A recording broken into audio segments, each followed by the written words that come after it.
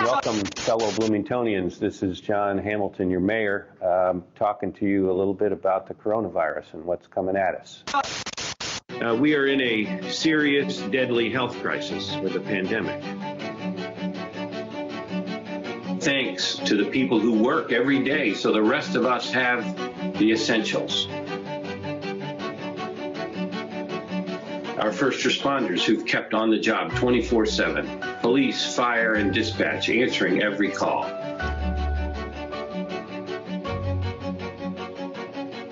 As your mayor, I express a special thanks to my fellow 700-plus city workers, all of whom have kept working during these 10 weeks, often in challenging situations. Keeping our city going every day. Sanitation workers, animal welfare workers, construction inspectors, pothole fillers, tree removers, parks maintenance crews, housing inspectors, and grant makers, and check writers, and parking officers, and water main fixers, and managers, and accountants, and on and on. You all have done Bloomington proud in your dedication and professionalism. Individuals and institutions all across our community are working together to get through.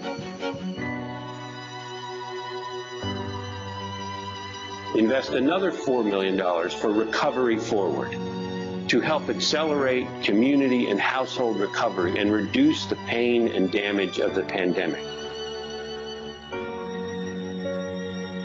For in the decade of the 2020s, we simply must do the right things. The stakes are very high.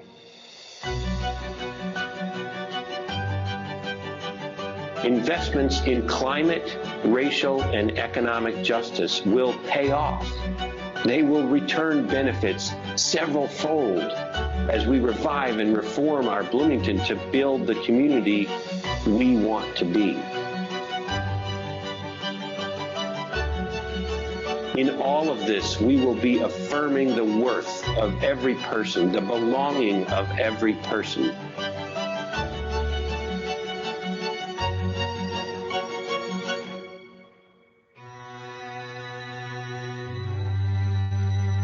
I believe it is the bold and progressive communities who will realize the brighter future we want for our next generations. That is how we will recover forward. And I'm confident Bloomington is ready.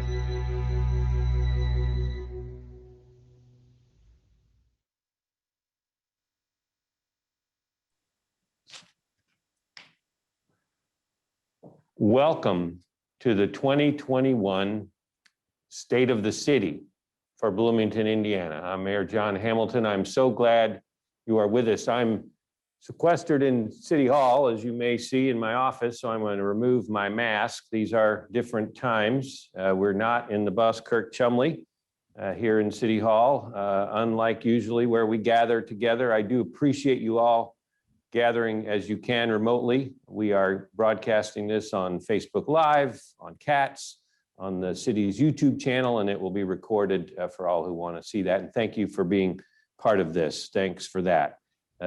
The State of the City is technically a city council meeting. So we will be that will begin quite soon. I'll be handing that over. It will be convened, called to order, the roll called, and then there will be an additional video after that, a remembrance video as we begin this evening. But for now, let me just say thank you for being here, being part of this. I look forward to spending the next minutes with you. And I'm going to hand it over now to the Vice President of the Bloomington City Council, Sue Scambaluri, who will gavel this meeting to order. And then I know Clerk Nicole Bolden will take the roll, and then we'll move on to the video, and then I'll be back with you shortly. Thanks again for being with us. Thank you, Mayor. And on behalf of my colleagues on City Council, welcome everyone. It's Thursday, February 25th, 2021. This is a special session of the Bloomington City Council. Our council president, Jim Sims, is unable to be with us tonight, and I am substituting for him, and I would like to call this meeting to order. Clerk Bolden, will you please call the roll? Absolutely. Absolutely. Can you hear me? Yes, thank you. Okay. Councilmember Rallo, Here. Volin, Here. Rosenbarger, Here. Scambalori, Here. Flaherty, Here. Piedmont Smith, Here. Smith, Here. Sandberg. Here. I have Sims marked as absent, and that should be everybody. Thank you. Thank you, Madam Clerk. With that, I'll just offer a final reminder that our meeting will conclude at the end of tonight's program. And with that, I will turn it back to the mayor and the city to begin the program. Thank you, everyone.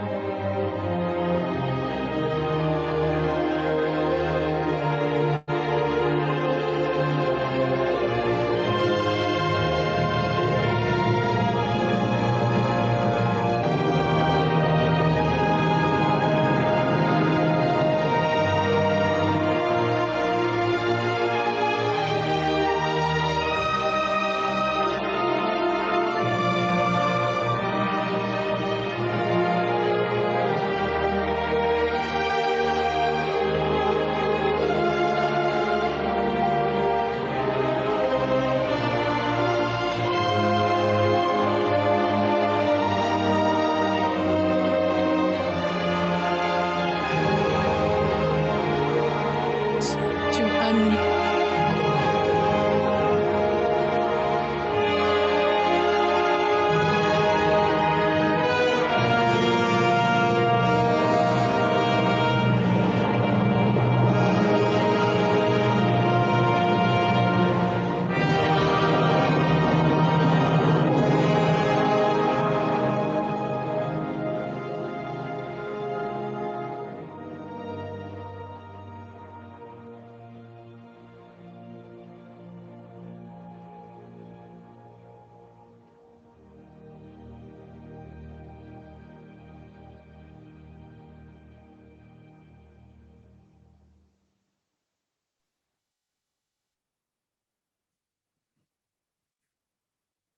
That was a very powerful reminder for our community of what we've been through.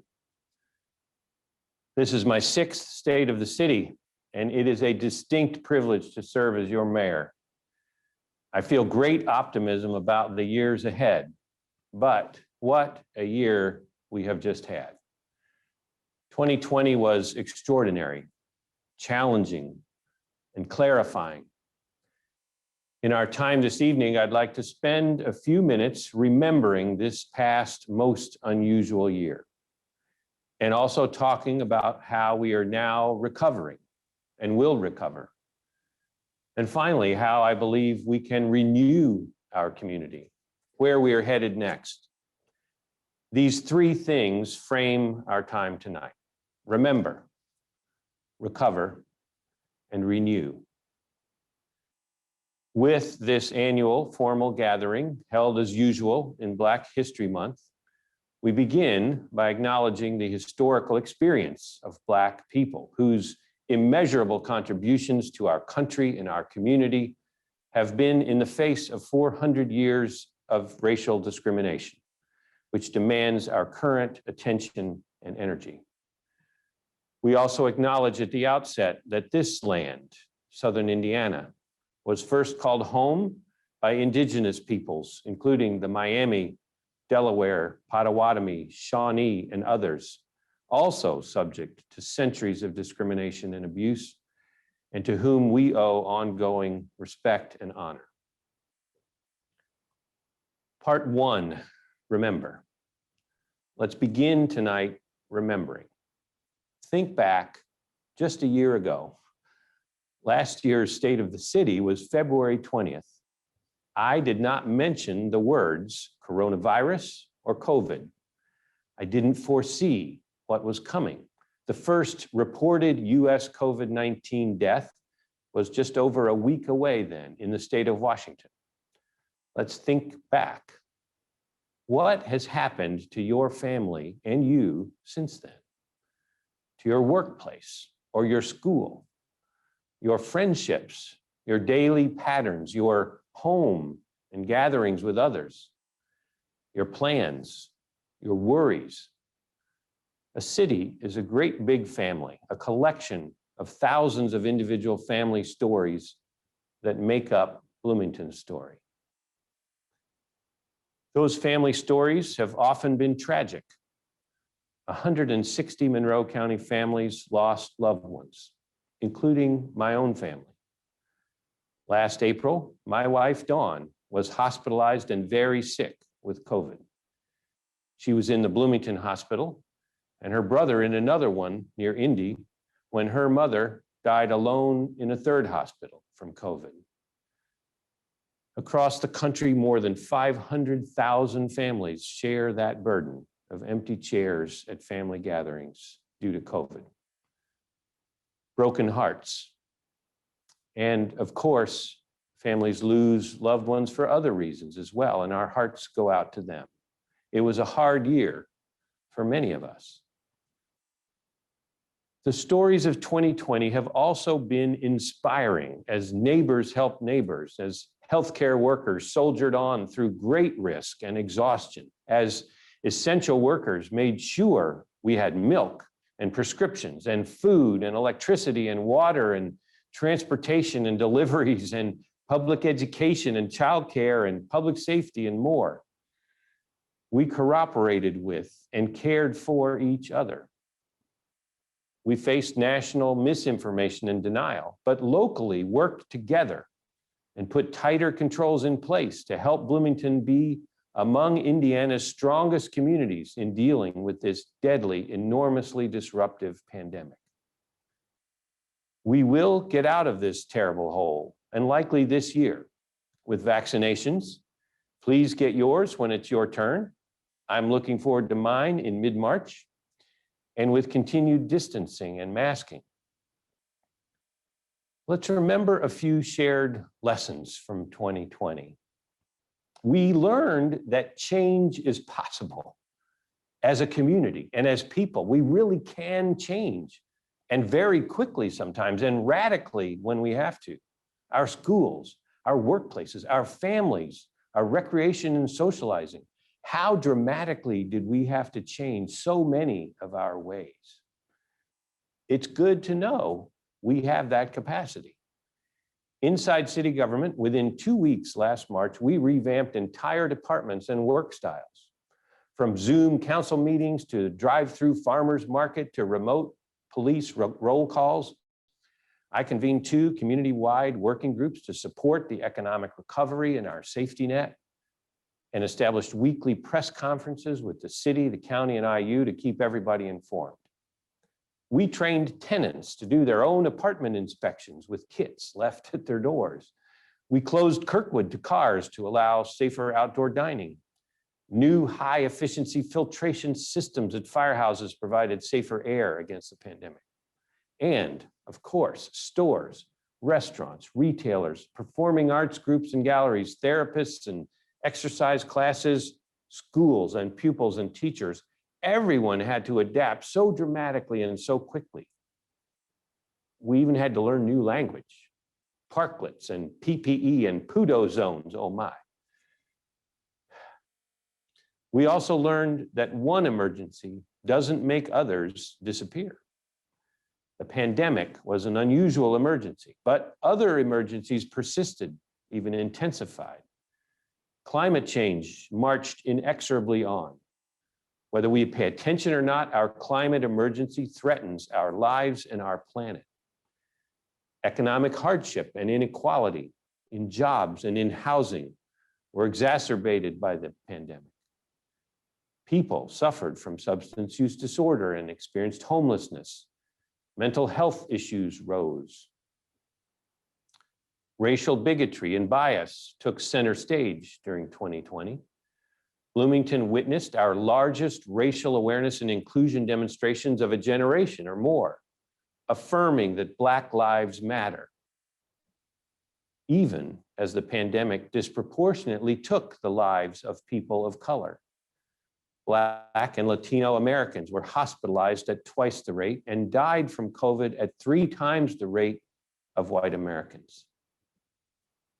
We learned that trust is essential. We had to trust science and facts to get through this pandemic.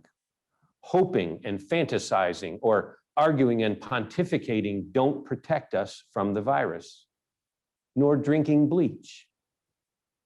Masking and distancing do. Testing does. The vaccine does.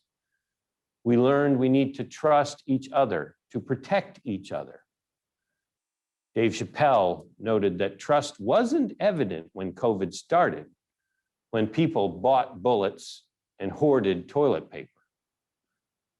It was hard to trust government when the president focused not on science and facts, but on bluster and denial. But thankfully, we are on steady ground nationally now, and locally we have worked extremely closely together from the start with real trust and needing all to be involved and included, as we were learned in new ways this year.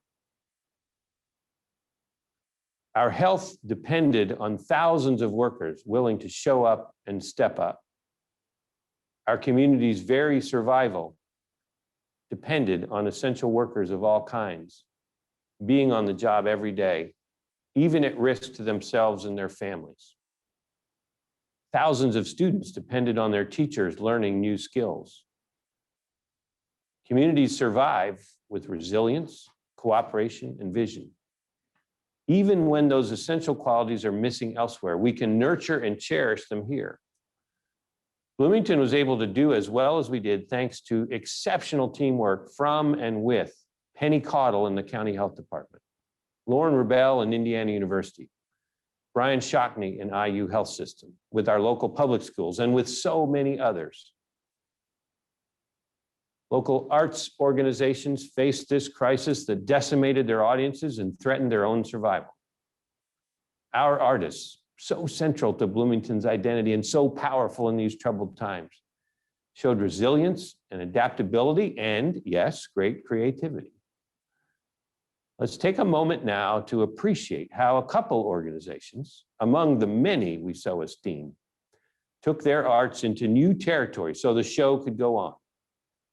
Thanks to Cardinal Stage Company, first, for taking us behind the scenes of making their walkabout radio plays for folks to enjoy on earbuds while strolling outdoors. And then thanks to the Bloomington Symphony Orchestra for showing us how they spread out and masked up in the Buskirk Chumley Theater to celebrate Beethoven's birthday in style. 2020 was tough. Our artists made it more bearable. I hope you enjoy the examples. We may play those for you later, I understand. So look forward to seeing, we may play those later. I gather there's some technical difficulties. So look forward to those videos in short order. We will connect those at the right time with you. And you will see Cardinal Stage and Bloomington Symphony Orchestra as they give examples of the great way the arts helped us get through this. For now, let's go to part 2, recover. We are so touched by how many people, including our artists, found ways to cope and create during the last tough year. As we remember, let's consider our recovery. Where are we now in early 2021? The short answer is, and it's no surprise, we still face major threats as a community. The worst pandemic in 100 years is not over. That is job one, to climb out of it and save lives. We will, but it will take many more months, perhaps all year. continued strong cooperation among our health sector players, and continued good individual actions, distancing and masking are essential and will steer us to the calmer waters. Please, we have to stay the course even while relief is in sight. In the meantime, our economy is in a serious recession. Certain sectors in a depression. In the past 12 months, our metropolitan area lost thousands of jobs. At one point, nearly 12,000, and still many thousands are gone. That's an enormous ongoing cost. Family income lost, employers gone or at risk, treasured nonprofits hanging on by fingertips. Restaurants and venues and events may go under. Families face eviction or foreclosure. Our country is down nearly 10 million jobs in the last 12 months. Federal support efforts are finally ramping up, thank goodness, with more sensible, responsible leadership in Washington. And I'm so glad City Council and my administration teamed up with Recover Forward to support job growth and job training and nonprofits who help those in need. Recover Forward began last summer, dedicating about $8 million to help claw up from this economic calamity, reflecting a shared commitment of our administration and City Council to be a counter-cyclical force, providing vital economic stimulus and support. This is how government can indeed help to support and sustain our local economy and our local people. That's what we did and should continue to do. Beyond these front burner efforts on our pandemic and our recession, many other significant projects and efforts are on our plate right now. Here are 5 big ones. 1, many Bloomingtonians face serious housing insecurity. Together, in the past 5 years, we've created or preserved nearly 1,400 bedrooms of affordable housing and another 5,000 at market rate. Even as we continue this focus, we know many more are needed to address real pressures felt by so many of our neighbors or future residents. And the pandemic only intensifies the need and the risks. I greatly appreciate our United Way and Community Foundation stepping up to coordinate a regional response for our community. Number 2, we have big infrastructure projects underway and in the pipeline. Thanks to the bicentennial bonds, we anticipate 4 major new trails at the 7 line, at Griffey Lake, at Cascades, and from Switchyard Park past RCA Park. We will open 2 downtown garages this year, 1 replacement and 1 supporting new jobs in the trades district. We're investing nearly $40 million for historic upgrades to our downtown stormwater system, wastewater plant expansions, and water main replacements. We're adding electric buses and improving bus stops and expanding sidewalks and activating downtown alleys. All of this investment helps our city and supports hundreds of precious local jobs too. Number 3, we embrace the extraordinary opportunity of a new neighborhood at the city's core. With the recently completed hospital reuse master plan and years of collaborative development ahead, to create new homes for people from all walks of life, as well as great new public spaces and sustainable places for jobs and retail and entertainment. Number 4, 2 significant planning efforts will conclude this year with the zoning map and unified development ordinance, as well as our first comprehensive climate action plan. We also look forward to the continuing work of the Divided Communities Projects, Racial Equity, and Future of Policing task forces. Finally, 5th, we have 2 significant reviews underway. What is the future for the convention center and its planned expansion? And what is the future for the Waldron, which the city again owns? That's a big to-do list. Now, remember, our plate has been very full, not just last year, but for 5 years, and our shared accomplishments are many. To borrow from a local songwriter, we can do these hard things. Don't be daunted by a big to-do list. Remember just a sample of our community's recent accomplishments that have positioned us so well. Opening the jobs-focused trades district with the state's fastest growing co-work space, the Mill. Opening Switchyard Park, our biggest parks project in history. Helping employers expand, such as Catalent, tripling to 2,200 local jobs, and opening later this year the new $550 million IU Health Regional Academic Health Center, our community's biggest ever single economic development project. The city bought the current hospital property and completed that master plan for redevelopment. We added those 1,400 affordable bedrooms. We enhanced our basic services with a public safety local income tax. We planted thousands of new trees. We upgraded our city-wide trail network and dramatically expanded solar energy production. We reimagined and reformed our sanitation department, our utilities department, and our housing authority.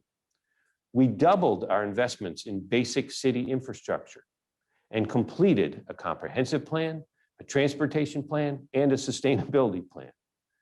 Our Parks Department won a national gold medal, and our city just won Lead for Cities designation. I can't help mention the importance of passing a school referendum and a food and beverage tax, and oh yes, dealing with a new interstate highway that opened nearby. I do not know of any other 5-year period in Bloomington history with this much major activity. We can do, we did these hard things, and are dealing with a pandemic and a recession too. This is what we do, even when times are hard and when it's easy to get down. City government doesn't stop. We work on. I'd like to pause a moment and share some special thanks. First, thanks to all city employees who have gone above and beyond this past year and these past 5 years. They are true public servants. They are a treasure to our community. All 850 people who work for the city of Bloomington and our affiliated entities. So please join, however you can, in a big, big thank you to our public servants. Thank you. Second, I do want to give a special shout out to 2 stalwart and stellar city employees. Dora Sims, who retired last month as Director of Housing and Neighborhood Development, and Mick Renison, who is retiring in April as Deputy Mayor. I cannot imagine the past 5 years without their leadership and efforts. So please join me in expressing a big Bloomington thank you for their combined 78 years of city service. We will review the recovery and progress and these efforts to support individuals and families in our community, and another time share a brief video tribute to those employees who've helped us recover thus far and are going to keep at it. They show up every day and late and into the night, rain or shine, snowing or flooding or steaming, good times and bad, to make sure our residents are protected and served. And also another time we'll have the privilege of hearing a more personal expression of how important recovery is, how what we do as a community can change lives together. We'll hear from a member of Women Writing for a Change, a program that serves women in incarceration in our community that will be read by the creative director, Beth Lodge Regal. So let me thank all of you again for being with us, and I think you can hear that message at some time. I know you can't hear it right now due to technical difficulties, but thanks, as you will hear from Women Writing for a Change, from Olivia Strozier, New Leaf, New Life. Recovery, both community and individual, is critical, and it's front burner. It matters to real people right now, right here, and we must recover forward. That's renewal. Part 3, renew. If 2020 was a low point, we make 2021 a turning point. Pivot out of the pandemic and recession into the future we want to live in. To renew our community takes vision and grit and cooperation. President Biden calls it Build Back Better. The fundamental question in our renewal is, who do we want to be? As we pivot from the debilitating, deadly start of 2020, how will we act in the rest of this decade? What is the role of a progressive community like Bloomington in the heartland of America as we navigate the next 10 years? I hope we all can agree that when Bloomington thrives, our county thrives and our region thrives. If Bloomington falters or weakens, so too our county and region. With Bloomington as the economic, social, and cultural engine of the region, our renewal, our future depend on us doing the right things and being the Bloomington that we should be. Early last year, I highlighted what I see as the two major challenges and opportunities facing us, the issues of the decade: inclusion and sustainability. Inclusion. Does everyone in fact belong and feel they belong and experience justice and fairness and opportunity, whatever your income or skin color, whatever language you speak or God you worship, whatever your ability or disability, whomever you love, whatever your age or gender identity? Does everyone feel a part of, belong to our community and our future? Can everyone succeed and thrive here? We are politically more liberal, but demographically less diverse than America. We are more educated, but poorer than America. How do we become more diverse, more just, and more prosperous for all? And sustainability. Do we advance climate justice and do our part? Are we helping all our residents live high quality lives with low carbon impact? We have a higher carbon footprint than the average American community. How do we adequately lean into the climate emergency all around us? Now, here's the good news. When we make our community more inclusive and more sustainable, we are making our quality of life better and better. It's making Bloomington reflect our values and also helping us just be a great place to live. Good things are already underway. Our community has been working on these two issues for years, on inclusion, investing in economic recovery with more and better jobs and more housing security. Our divided communities racial equity plan and new task forces, anti-racism training, and on sustainability, a climate action plan this spring, building on last year's sustainability action plan, a green ribbon panel by fall, and all the many historic efforts toward a more walkable, greener, high quality city. As next steps, perhaps we should name some new goals to aim for, like an expanded, more subsidized network of public transportation serving more people more effectively, like 300 new affordable housing units every year, like 500 new good paying jobs every year, like increasing our diversity and lowering our per capita carbon footprint. We are making progress, but we don't have all the answers to keep advancing on these two big opportunities of inclusion and sustainability, and how to reach the next level to lift up every one of our people and to help save our fragile planet. I have ideas, and so do you. Council and administration, let's get together. City and county and region, let's get together.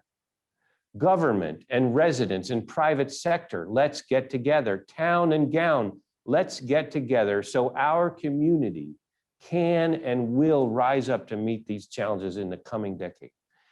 As we pivot out of 2020, there are two structural issues that also face us, both basic to Bloomington's long-term future. Just over 4 years ago, in February 2017, we began a long overdue annexation process. That orderly public effort was unceremoniously and unconstitutionally interrupted by a radical overreaching act of our state legislature. The Indiana Supreme Court just recently ruled in Bloomington's favor and said the legislature acted illegally, violating the state constitution. We now must choose how to go forward. Strong and healthy cities grow through time. It's natural and it's important. For the first 185 years of our history, our boundaries grew steadily in tempo with our population. But since 2004, despite steady population growth, we have been frozen in size.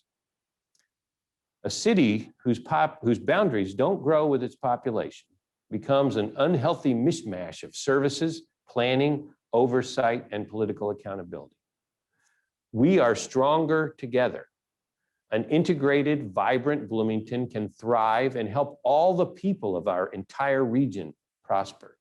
We can sustain and protect that important, healthy regional balance between urban and rural areas.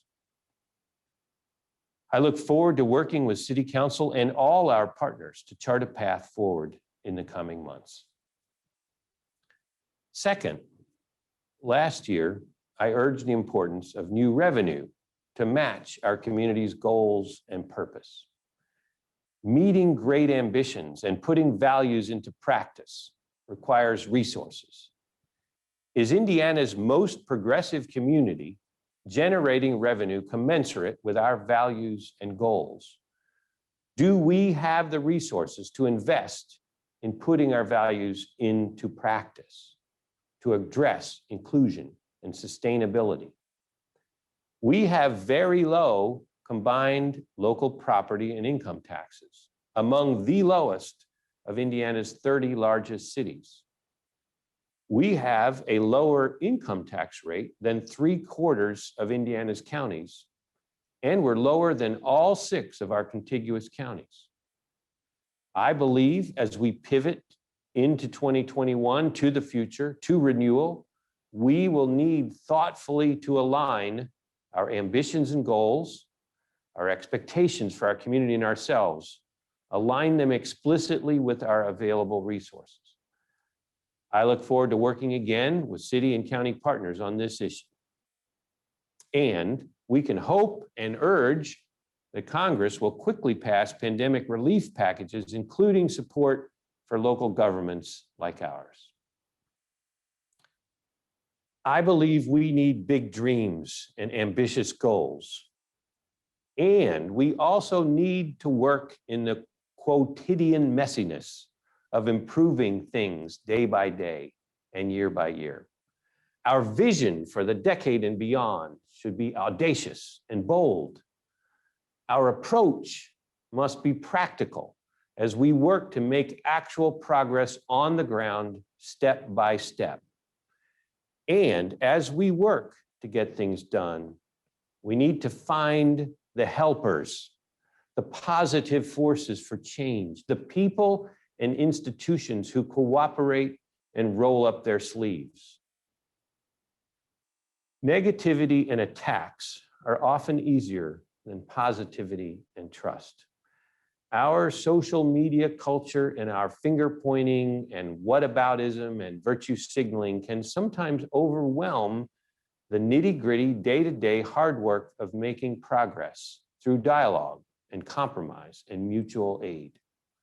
We have to find a way to work together on hard things with trust and positive energy to help each other. Didn't the pandemic, after all, teach us just this, that we can work together. We can meet extraordinary challenges one step at a time with trust, that we can change quickly with the helpers in the lead, with goodwill and with reason, with transparency and accountability. The pandemic taught us the stakes of having racial equity in healthcare, of caring for and respecting all our workers and residents. Inclusion matters. The pandemic taught us that distant events around the globe or over time can dramatically change things right here in Bloomington, whether tiny viruses or molecules of CO2. Sustainability matters. We learned that we can do so much together when we set our minds to it, to protect and strengthen our beloved community. Tonight, we remember. We remember loved ones and friends we lost. We remember heroes and doers and helpers we cherish. We recover. We recover together out of a pandemic and out of a recession, holding hands and connecting hearts, pulling out of a dismal hollow onto higher ground. And tonight we renew. We renew our vision and our optimism, pivoting into what could and should be a grand decade to chart and change our future toward inclusion, toward sustainability. We pivot to better times ahead. When Bloomington thrives, our county and our region thrive. We need to lead the way to better times ahead. And I am confident that that is just what we can do. We're going through some very tough times, but the state of our city is strong and our future is bright. Remember, recover, renew. Thank you, City Council. Thank you all for participating in this event. At the conclusion of this event, the meeting will formally end, the City Council meeting, and there may be opportunities for some of these videos. I'm sorry, we've had some technical difficulties, but the meeting will officially adjourn at this conclusion. We're in the middle, try to find myself again, but life is one big riddle of the future and what's been. Guess it's the way it goes, and I will never know why you let me go. Look to the left, look to the right, nothing can stop me in the night, like I am leaving all the bad stuff and trying to remain so strong. I know it's good if I'm alone. I got it, I got it. Go, go, go, running into better times. Go, go, go, throw my emotions out. Go, go, go, running into better times. To better times, to better times. To better times, to better times. Better times, to better times, to better times. Remember, I was laughing in all the photos that you took, but now it looks like acting, like we were fiction in a book. Guess it's the way it goes, and I will never know why you let me go. Look to the left, look to the right, nothing can stop me in the night, like I'm leaving all the bad stuff